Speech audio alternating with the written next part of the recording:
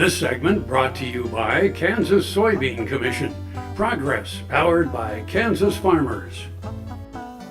And here we are again. Aren't you thrilled? So, continuing with our food theme for the day, the chicken soup. The next one is the White Castle. You know who was the biggest fan of White Castle burgers ever? Who's that? Was Radio Rich. Oh, really? And he was always talking about when he'd leave town and visit, was it St. Louis? He would get a sack of White Castle burgers. Sack of White Castle, yeah. Well, you know, back in the late 50s, 60s, Kansas seemed to be kind of the testing ground, truly, for fast food. I mean, Pizza Hut started here. Yep. Dick Hassur had one of the first Pizza Huts, and it was in Topeka over on 21st Street. Right. And, of course, Lacey's McDonald's. He had the McDonald's franchises around. But also, what people really don't know, and that's why I kind of wanted to do this story, is White Castle actually started in Wichita. I had no idea. Yes. No idea. And also, somebody that had worked for White Castle at one time named Jimmy Knight had a little restaurant on 10th Street. If you're from Topeka, you know where Bobo's is. We'll go east a little bit. And Jimmy Knight had Jimmy Knight's restaurant there. And really what it was, it was, I don't know, 8 or 10 stools. And he had essentially White Castles in there. You could buy a dozen for $1.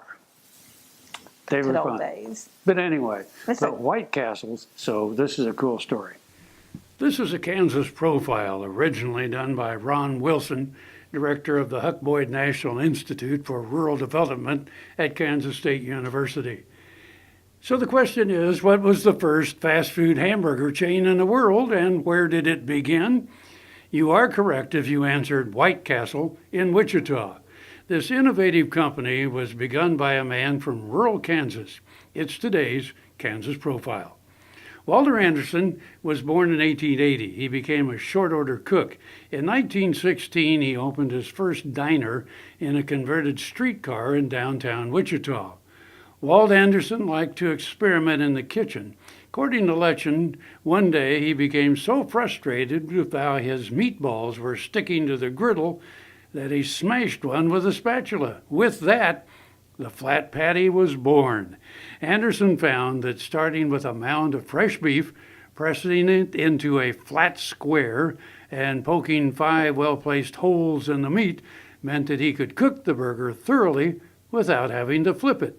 He also found that cooking the patty on a bed of chopped onions on the grill with the bun on top permitted all of the flavors to permeate the bun. His hamburgers were so popular that he wanted to expand to additional locations. He enlisted the help of a real estate agent named Billy Ingram. As the men got acquainted, they decided to go into business together on a hamburger restaurant. But there was a problem. In 1906, Upton Sinclair had published a book called The Jungle, which exposed the unsanitary meat processing methods of the time. This book caused consumers to worry about the safety of hamburger. Anderson and Ingram decided on an approach to food safety, which was way ahead of its time. They insisted on absolute cleanliness and transparency. They wanted to make their restaurant sparkling clean and white. They equipped the restaurant with white porcelain enamel on steel exteriors, stainless steel interiors, and employees outfitted with spotless uniforms.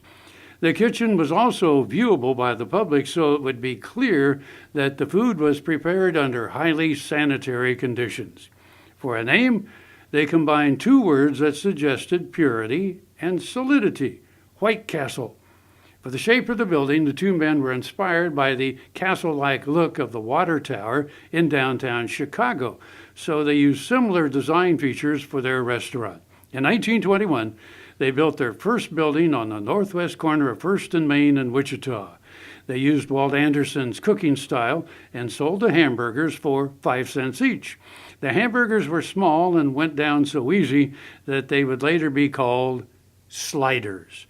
The restaurant was so successful that it expanded to a second location in El Dorado and then beyond, even in Topeka. In 1923, they expanded to Omaha.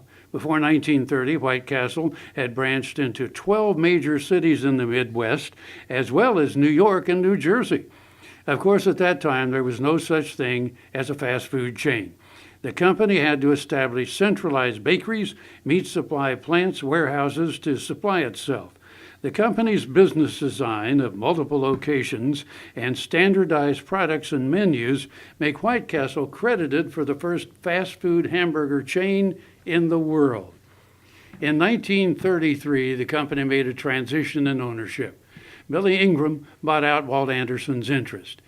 Ingram then moved the company's headquarters to Columbus, Ohio, so as to be more centrally located near the new restaurants that were being built in the east. White Castle continued to expand and innovate. It was the first fast food chain to reach the landmark of 1 billion hamburgers sold, which it did in 1961. Eventually, however, other fast food chains would outgrow White Castle. Today, White Castle has more than 400 restaurants, although none of those are in Kansas. Billy Ingram's descendants still control the company. It all began with a small-town short-order cook named Walt Anderson. He was born in the rural community of St. Mary's, Kansas. Population 2,221. Tarwater Farm and Home has been family-owned and operated since its beginning in 1978. What you need for farm and agriculture, lawn and garden, clothing and footwear, and so much more. You'll be surprised at what you'll find in this huge store. They have what you need and lots of it. So come take a look. You'll discover that customer service is first and foremost. Always has been with the Tarwaters. Tarwater Farm and Home, 4107 North Topeka Boulevard.